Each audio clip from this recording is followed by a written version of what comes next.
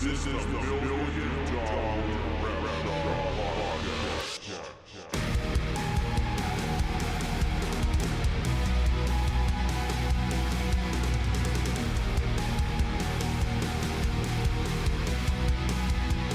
Hey everybody, welcome to the Million Dollar Rap Shop Podcast, where we are talking about how to build, grow, and sustain a $1 million rap shop company. My name is Brent Tatum. I'm your host, and today I'm being assisted by my lovely wife, Tabitha. Say hey. Hey.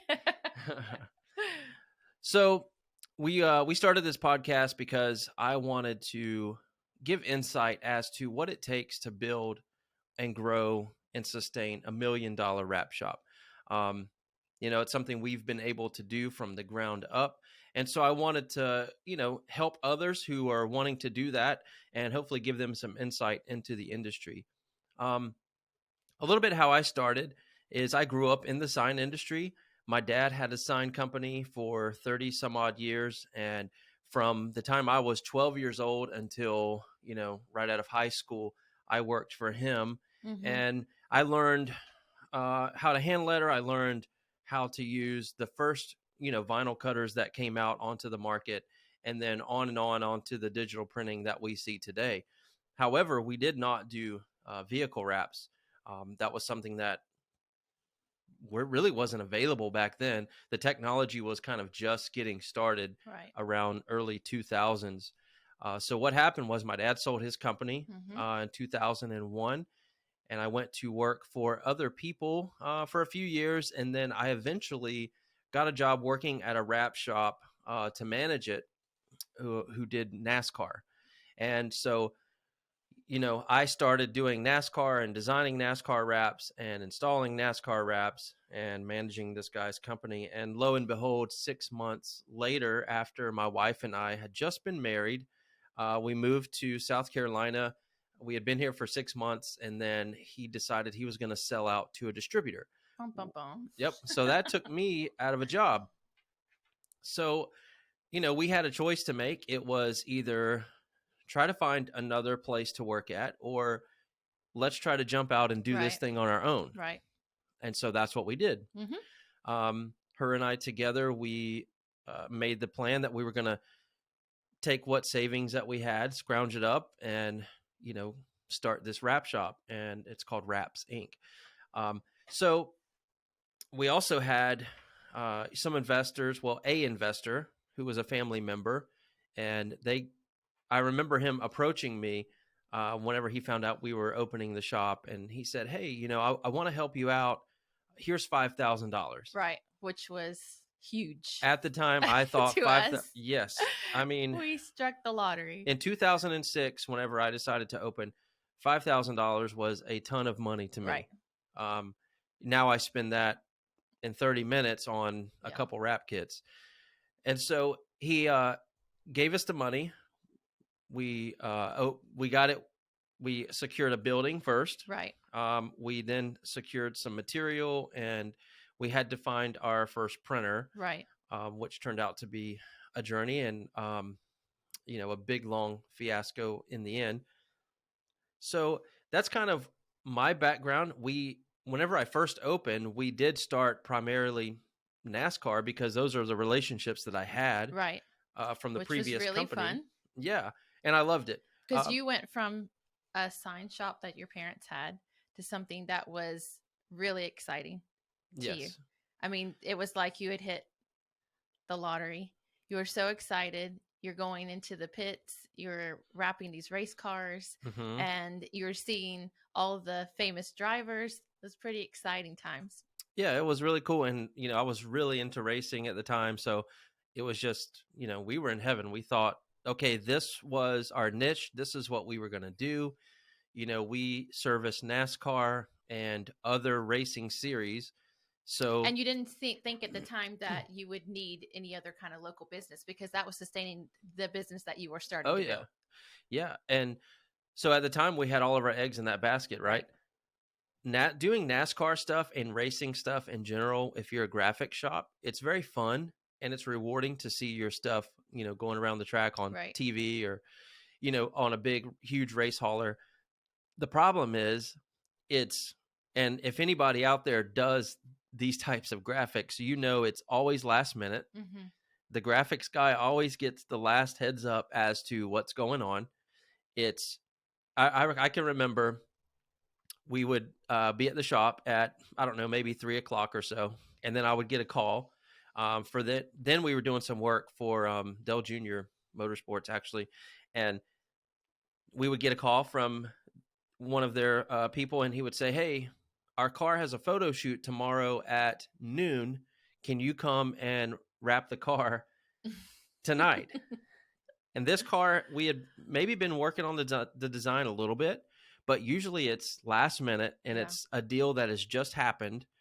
And so my wife and I, who really, she didn't learn how to wrap. Well, she did learn eventually, but at this time, I mean, she didn't know much about wrapping. She would just help me hold stuff. And, that was kind of her extent. But she was, luckily, and I'm very grateful that she was willing to go along the journey with me. Anytime I get to be with you is fun. Yeah. Uh-huh. So we would pack up. I would get this car printed. We would pack up, and we would drive 4 hours or so to the Charlotte area or Greenville, South Carolina, which was actually where this particular car was. We would get led into a shop. I think we got there about 11 o'clock at night. They led us into their shop, and they closed the door, and they say, all right, we'll see you in the morning. And so, at 7 o'clock in the morning, we didn't think it was going to take all night. No, we're deadbeat tired. And that's what happened. And I thought that's how business was supposed to be. Like I kind of accepted, hey, this is what a wrap shop is. This is kind of what we have to deal with. And so you just kind of roll with it, right? You let the customers dictate your schedule, right? Which is, looking back, it's like, man, if I had to do it over again, what would I have done differently? And that's value your time. Yes. That's huge whenever you're first opening a business. But you're wanting to hustle. You're wanting to get out there. You're wanting to get the work. You're wanting to build a name. Yeah, you're wanting to make your clients happy. And so because if it's not you, someone else is coming, knocking on their door. Especially in NASCAR, that market is so competitive. So, fast forward a little bit, 2008, 9-ish, after we had been open a few years, the economy kind of took a crash, and our business changed a little bit because the sponsor money that was kind of backing a lot of the NASCAR drivers and drivers that we were doing in general, it kind of dried up. Started to pull out. The sponsors pulled out because they weren't sure what was going to happen. So they were scared of the recession. They were not making as much. They were laying off a lot of people. Right. And so all of a sudden, all of these accounts that we had, they dried up. Right. And it left us slowed. Yeah. And the it left us ringing off the hook, and then they started slowing down, and it became slower and slower. And it's like, whoa. Yeah. What just happened? Yeah. And it kind of leaves you like, okay, what are we going to do now? Right. So, it left me knocking on doors, drumming up as much business as I could on the commercial side of vehicle wraps. And if you've ever moved to a place that's like new, so we moved from North Carolina to South Carolina, and we didn't know anybody. Right. We only knew, it was just us.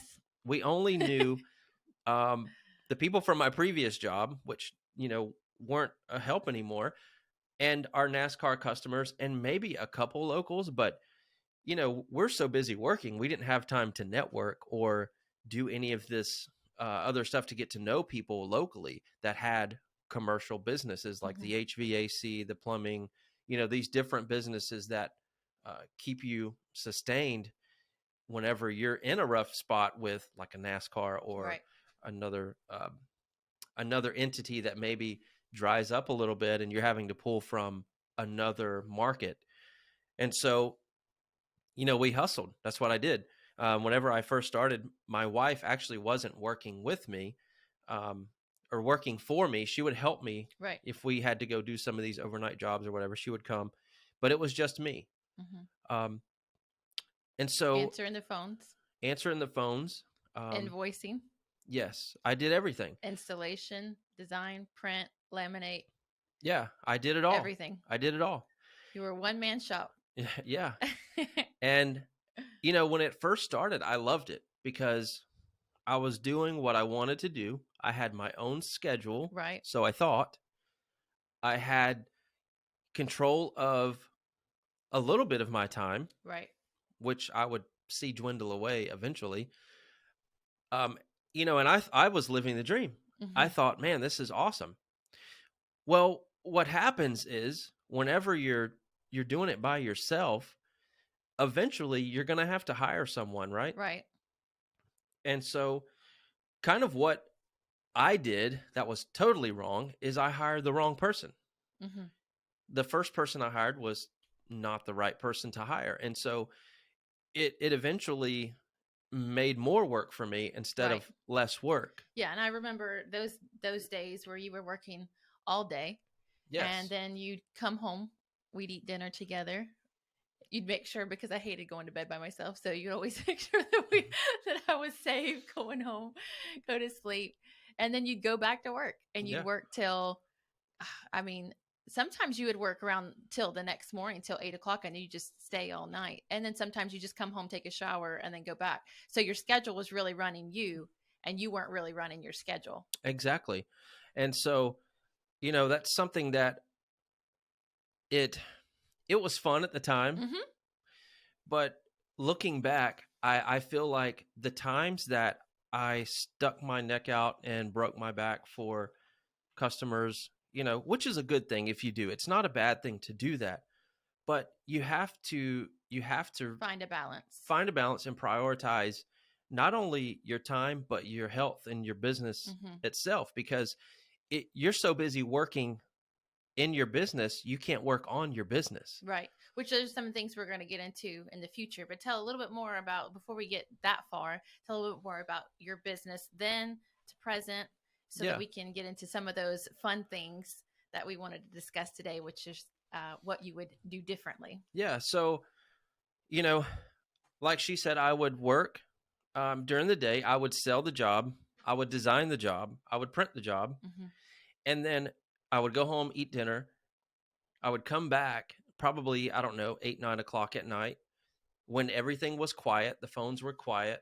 I didn't have to run out and measure this or deal with a customer that was walking into the door. You didn't have constant interruptions. Yes. So I was able to focus on installation and getting the wrap done. So that's how you budgeted your time, though. That's how you were able to stay afloat at that time. As a one-person shop, you didn't have the means at that time to hire someone. So that's how you stayed afloat. That's how you got your business off the ground. Yes. And of course, there's things that you would do differently now, looking back, that we'll discuss. But at that time, that's what was necessary, because you were so busy being interrupted all day long. Yeah. And then you had to fulfill the jobs so that you could service your clients. Yeah, because at the time, the economy is going nuts. You're seeing the housing market go under, it's crashing. And so you get scared and you think that the solution to this is to just bury your head and just work. Did it pay off? Yeah, it did, because we survived the recession and we came out even stronger. Would I do it different now? Absolutely, 100%. So since you said that, do you want to go further into some of your present, or do you want to go ahead and answer some of my questions that I have for you today? Yeah, I want to talk about hiring a little bit, because I think, let's back up. Let's talk about location. Okay, because whenever I started my business, I think that's one thing I did right. Okay. The first building I got was kind of out of the way. It was not the greatest location, but it was close to a major highway, and it was what we could afford. I think our rent was only $1,200 a month. And how many people did you probably call before you? At that time, I think it was a little bit easier to find a location. Yeah, because in the area that you are, it wasn't as busy as it is now. It was busy. It was definitely busy, but it wasn't to the magnitude that it has grown at this time. Yeah. So, we're in Myrtle Beach, and we're a tourist town primarily. And back in the early 2006, 7, 8, 9, 10, during the winter months, it would kind of slow down a little Right. bit. People weren't moving here as much, but now it's completely different. It's busy during the winter too. It's So totally it was like a busy. ghost town during the summer. It's Yes. so crazy. You can't get anywhere. And then in the winter, you just drive anywhere you want to any time of day. And everything's closed up about 8 o'clock. 8, 9 o'clock, you're doing good to get Yeah. to Walmart. And that's But it's also different now. going back to the NASCAR thing, that's what kind of hurt us as well, because during those winter months, NASCAR is kind of dormant until around the end of January, mid-January. Hmm. And so October, November, December, those when we lost those NASCAR contracts, that was a huge deficit Right. in income for us. And so I think that's why that time really hurt the Mhm. most. But going back to location, so we got the building, and I knew we needed a location that was going to be very visible, seen from a major road. Hmm. That's something my dad always told me. Location is everything. Right. With his shop, every shop he ever owned or opened, it was always on a major, busiest highway that he could find. Well, he also did signage. So that's Yes. where it was a little bit different. He started to get into the full color prints, but before he did signs. And so he knew how important it was to have a sign, Exactly. because what was the saying he used to say?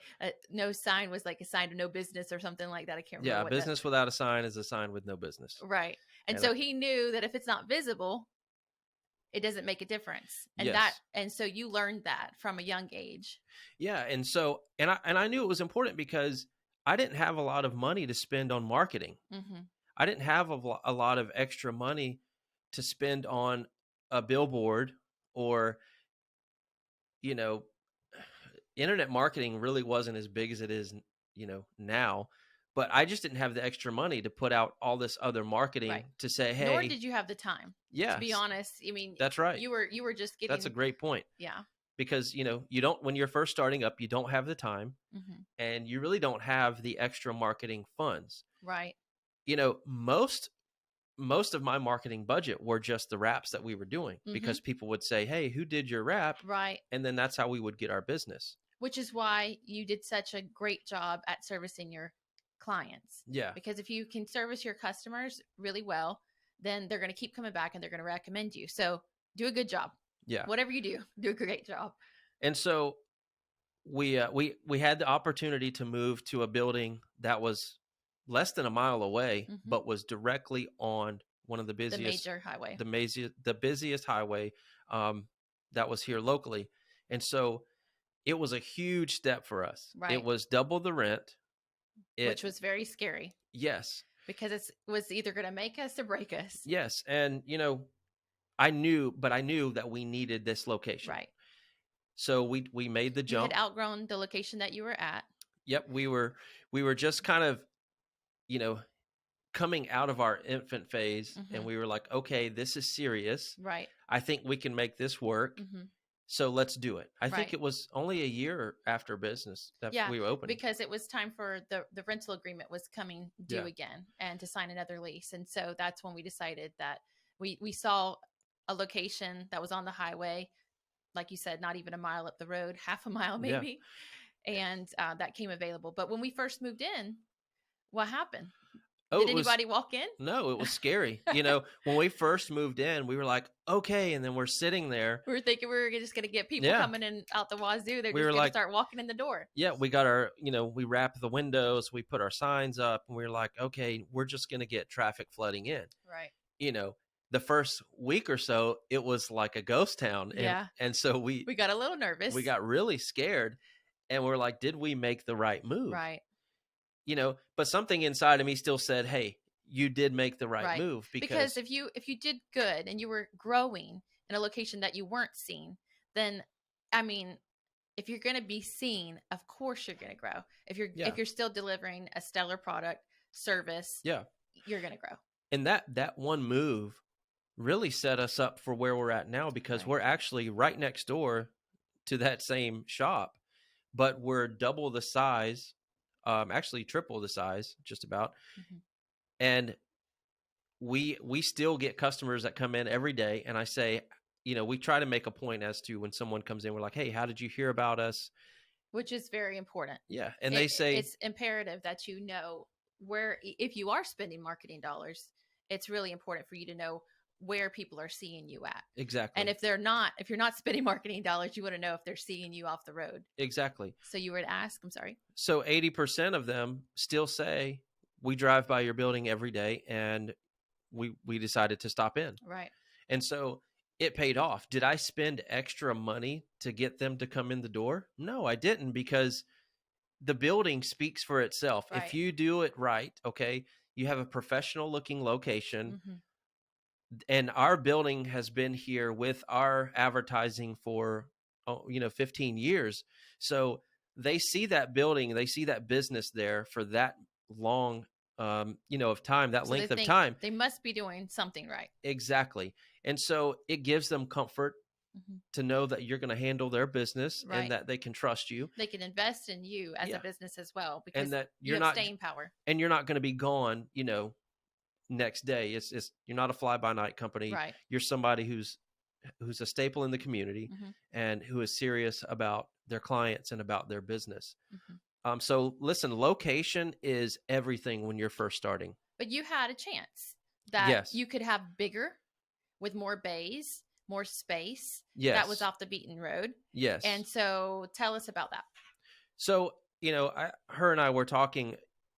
If I had the choice to, and I did several times, to take a shop that was maybe 8,000 square feet versus 5,000, Mhm. okay? And the 8,000 square foot shop is way, way out of the way. It's off the beaten path. It's really hard to find, Mhm. but it's an amazing shop. Right. Okay, then you have a location that's maybe 5,000 square feet. Does 5,000 work? Yeah, it works. Okay. Is it a decent building? Yes. But it's on road frontage. Everybody sees it. Mhm. That location is going to make you more money Right. in the long run Mhm. than the one that's kind of tucked away, because you end up spending more on marketing. To try to redirect people to know where Yeah. you are, because you're not visible. Yes, when you're first starting. If you're an established business, okay, and you want to maybe have this monstrous location that's Mhm. kind of its own thing, Right. and you're like a landmark, or maybe it's okay, right? Mhm. But when you're a When you're startup, starting up. when you're a startup shop, I'm going to go with location every time Mhm. over the building square footage or the building itself, because if I can make that location work, it's going to boost my business, and then it's going to allow me to grow and to get maybe a better building in a better location, or a location just as good. Okay. So that's something that you did right. Yeah. Was your location. Of course. But let's kind of change the avenue a little bit, and the direction of the conversation, and knowing what you know now after having your business for this many years, since 2006, what would you do differently if you were to start up your business again, if you were just to have to start everything from the ground up? So let's talk about that. So what would I do differently? Mm-hmm. So this is what I would do differently. I would hire the right person. If you're starting up and you're grinding out by yourself, you're like a what's the word? Like a shut-in, like somebody who never goes outside, because you're so busy working Right. in your business. You don't have time to really grow the business. You don't have time to procure more clients. Mm-hmm. So it's time to hire somebody, Right. because you're overwhelmed with work, and things are falling between the cracks, and you're not. So that's how you know, if you're in that situation right now, it might be time to hire someone. Yeah. If you find yourself, letting jobs fall through the cracks because you just don't have time to do them, or you're so overwhelmed that it's killing you to do them, maybe it's time to hire someone. Mm-hmm. So what does that person look like? So for me, what I did that was completely not right is, I'm looking at, first of all, whenever you're hiring that person, the first thing is trust. Can you trust them? Yeah. And Huge. when you're by yourself and you've grown this baby, you know, you want to bring someone in that you know that you can trust, Correct. and that's going to take care of your baby the way that you do. It never happens. Right. It just doesn't happen. I was going to say, are you going to say You know, that? No you one's cannot- going to take care of your business the way that you do. No. Just And- like if you have a child, no one's going to take care of your child the way that you do. They might do well at it, Yeah. but they're not you. But they will do what they see you do. Mm-hmm. So you have to be a good example, you know, for the employee that you want them to be. Like they need to look up to someone, and they're going to look at you as to how you run the business, as to how they're going to act inside the business. Right. You know, whether people admit it or not, they want direction. They need direction. Right. And but it's a little hard at that time because you're still figuring out yourself. You're still figuring out your own Yeah. processes while you're growing. And so at the same time, it's hard, as we were talking about this before, while you're trying to hire the right person, but also to be able to give them what they need to know to direct them about their everyday. yeah. And it's tough because you're trying to do your job. Plus now you have someone you have to manage, right? You have to keep them busy. You have to make sure they're doing the right things. You have to make sure they're not messing up, you know, your jobs, and you have to double check everything. So was it better to have an installer? Did you feel like it was necessary for you to have someone to install because you were so bogged down trying to do the installations, or did you find that there was another position that they would have better fit in? So whenever I In hindsight. whenever I hired my first employee, I hired a helper who would eventually I would try to train to be an installer, right? So was it the right thing to do? I don't think so. I think if I had to do it again, I would hire an administrative person, because what ended up happening was I was still having to do the billing. I was still having to take all the phone calls. I was still having to, you know, do a lot of the sales and kind of be that upfront person in the shop when someone walked in, because the person that I hired, that wasn't their personality. They weren't geared for customer service or for billing or anything like that. That wasn't their experience. Yes. Their strengths. They were a helper. And so I had to do all of those things. Plus I had to teach this guy how to wrap, or try to wrap, or teach him just how to help me hold the vinyl. So you took on more work. So I ended up taking on more work, which ended up hurting. And, you know, I think he was with me for maybe a year, and then he eventually left. I read a book soon after that, I was introduced to a book, and it was called The E-Myth. It's by Michael Gerber. Great book. And what this book, it opened my eyes so much. It talked about working in your business and working on your business. And it's telling the story of an entrepreneur who is trying to hire his first employee. And what the book basically says is you need to look at what you're strong at, look at your strengths, look at what your weaknesses are, and whatever your weaknesses are, hire that person. Hire someone who complements you. Find somebody who does well what you don't do well.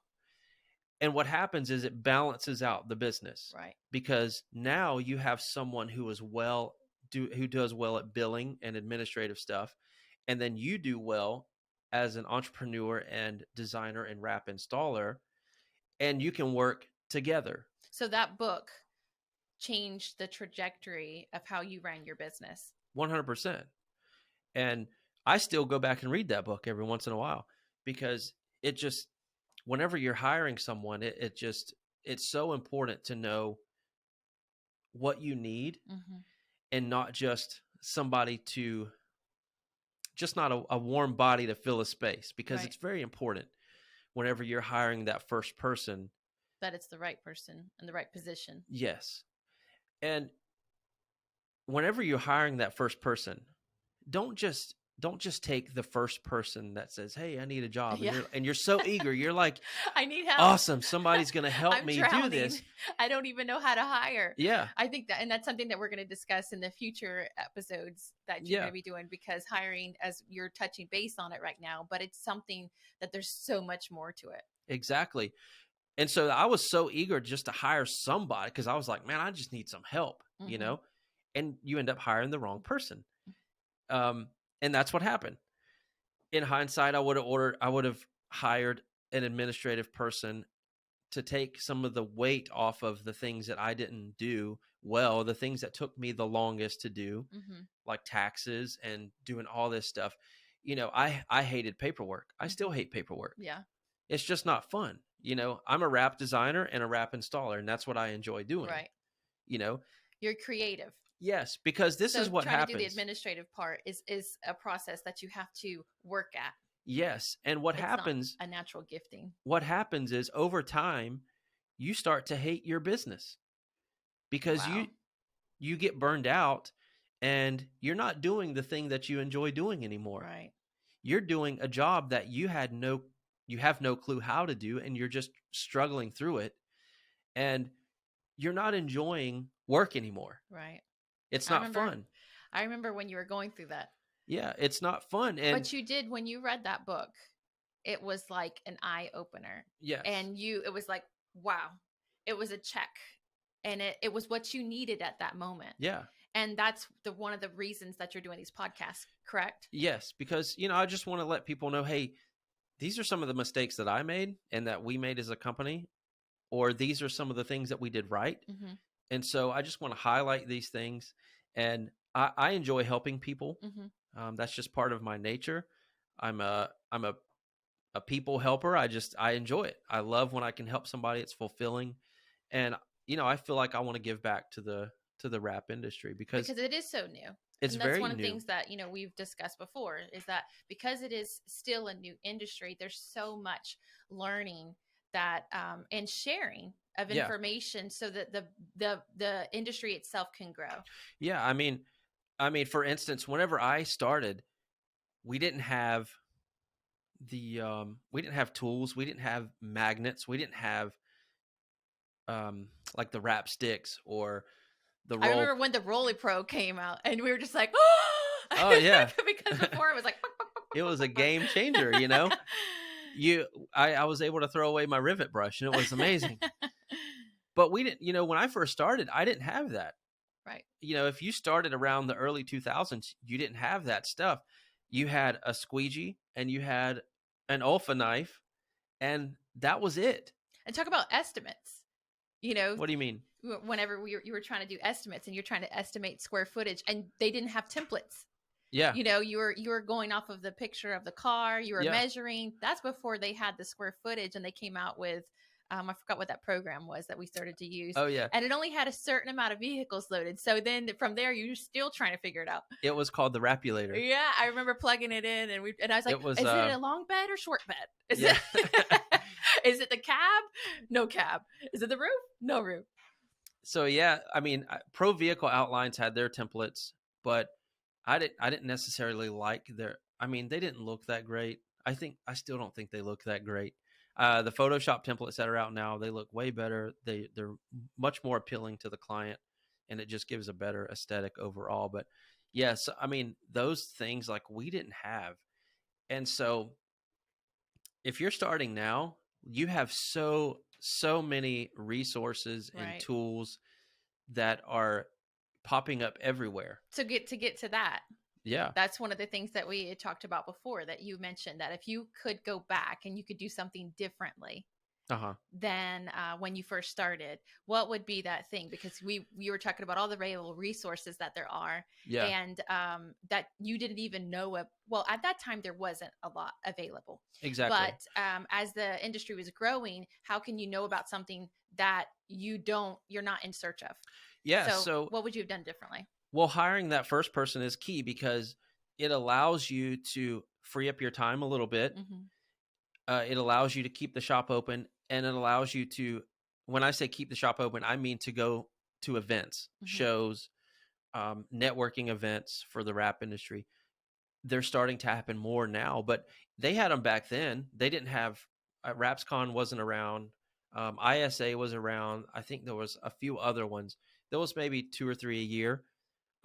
But I never went to them because I just didn't have time. I didn't make time, and you didn't realize how important it was. Yeah, at that time, because you were just trying to stay afloat. Yeah, and well, not only that, but you're just like, well, I got work to do. If somebody's at the show, then they must not have a lot of work. And you get this, it's like kind this, of a little bit of cocky, it's like this pride ego thing. attitude. Yeah, like, well, I'm too busy I'm too busy making money. And, if I were to look back, I would slap myself in the head and say, listen, go to the show, because that's how you learn about this new stuff. But that's where maturity comes into place. Yeah. It's as a business owner, you've matured a lot. Yeah. Because you've realized that there is a need for that. That is why it's growing. That is why the industry is growing. And for you to be able to make time to go out there and become more aware of the products and services that are available, the equipment that's available to run your business better, to run your processes, your people, everything is so much better, but it's professional. It's for you to be the expertise in your business. And how can you be that if you don't know about it? Yeah. And, some people may say, well, I'm too busy. I don't have time to take off. Listen, just pre-plan it and tell your customers, say, hey, I'm closing the shop for 3 days. If you're by yourself, say, hey, I'm closing the shop for 3 days. You can still call me. Wow. Email me. I'll still respond, but I won't be here because I'm trying to better my business. And I want to bring you, the client, the greatest and the best and the latest technologies that's out there, the best vinyl. Maybe there's something out there that can help your client more, and you can convey that to them. And then all of a sudden it doesn't look like you're dismissing them to go out of town. You're actually growing your business, and it's impressive. Right. If I'm doing work with someone and they say, hey, listen, I'm going to this convention, so I'm not going to be available. It lets me know that this person is serious about their business. Correct. And they're serious about their customers, and they're serious about growth. Mm-hmm. They want to take their shop or their company to the next level. Right. And when you neglect that in your business, you're doing yourself and your clients a huge disservice. You're correct. But you didn't know that then. No, because you only know what you know. Right. You don't, if you don't go, you don't know what's there. You don't know what you're missing. Right. And so it's invigorating to it's also being there. I know when we went to the Vegas show recently, seeing all the displays and all the equipment. I mean, there's some huge equipment that was there. It was impressive, but it was exciting to see what you're a part of, that you're a part of a growing industry. Yeah. You're a part of something, and that is growing, and you have potential for future growth in your business. So you can figure one area and one aspect, but you can diversify, like you were talking about earlier, and you can go into other things. Yeah, because it's super important. Had I known some of the things that were out whenever our NASCAR accounts kind of went away, maybe it wouldn't have hurt so bad. Right. Maybe it wouldn't have been such a blow if I had been educated about this aspect of the industry, or maybe I had seen this machine that could service a client that had a commercial business here locally. Mm-hmm. But you don't know about these things if you don't go to the shows and you don't educate yourself and you don't learn about what's new in the industry, what's coming up. Because no one's going to do it for you.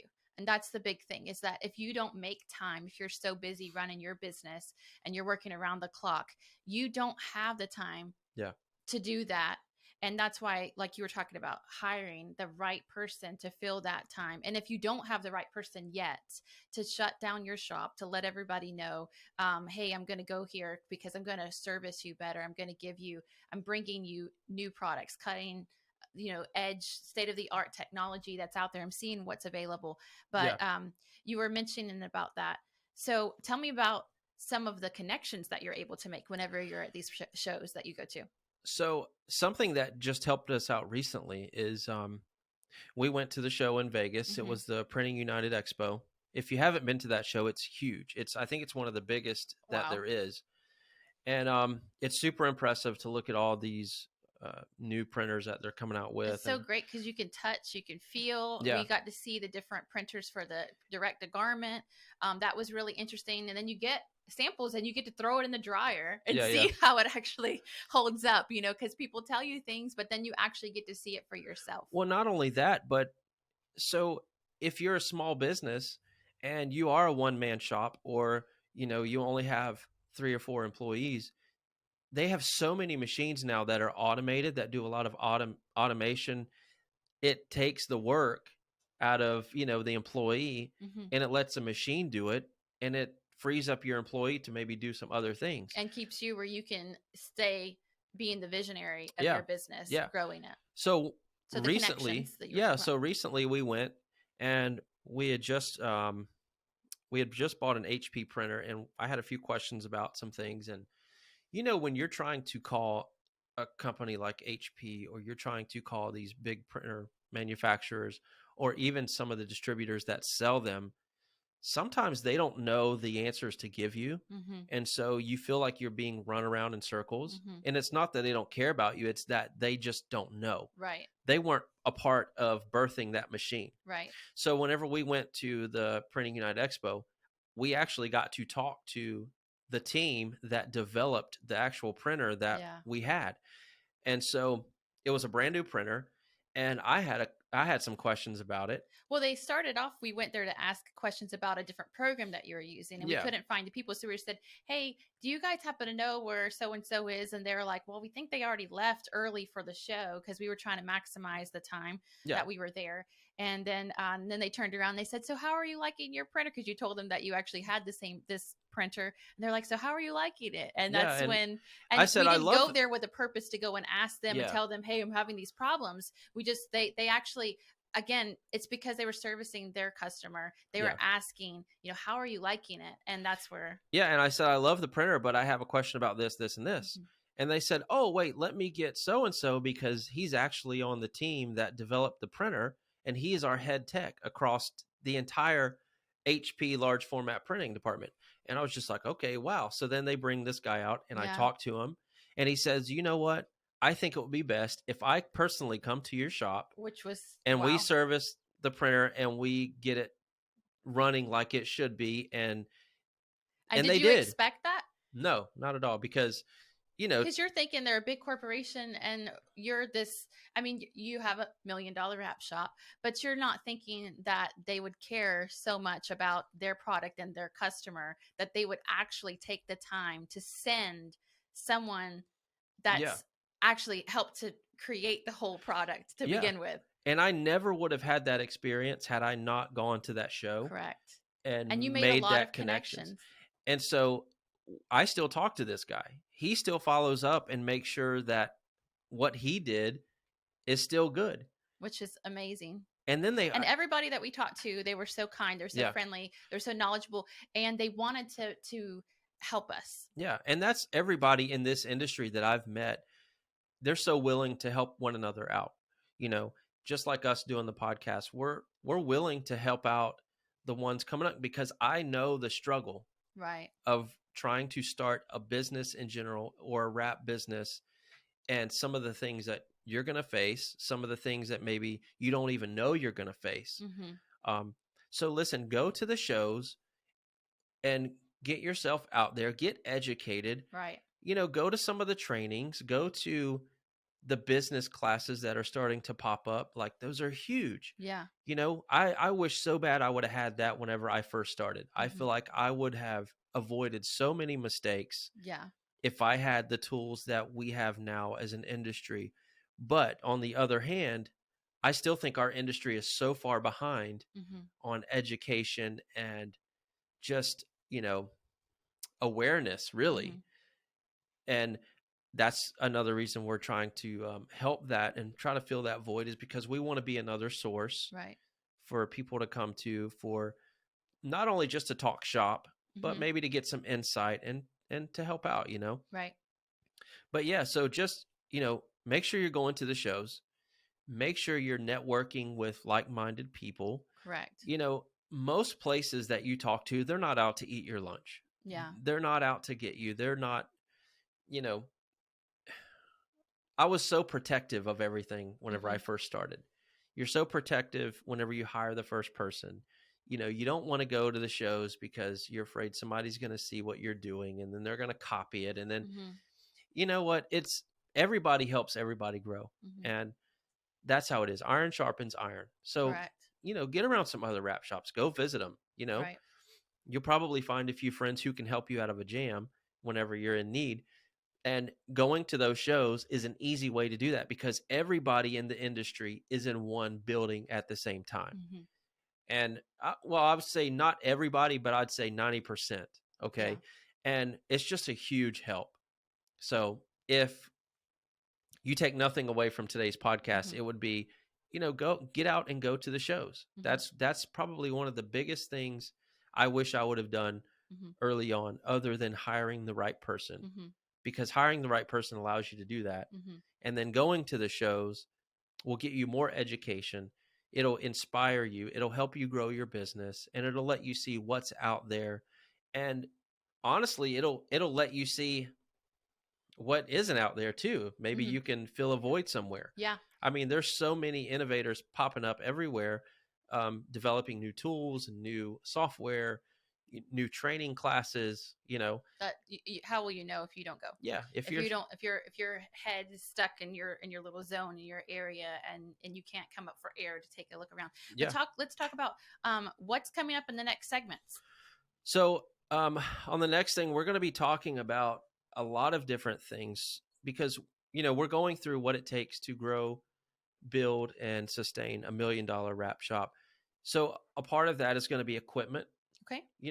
What equipment pitfalls should you watch out for? What equipment Dun, dun, dun. should you be looking out for? What equipment is new in the industry? What's Mhm. trending right now?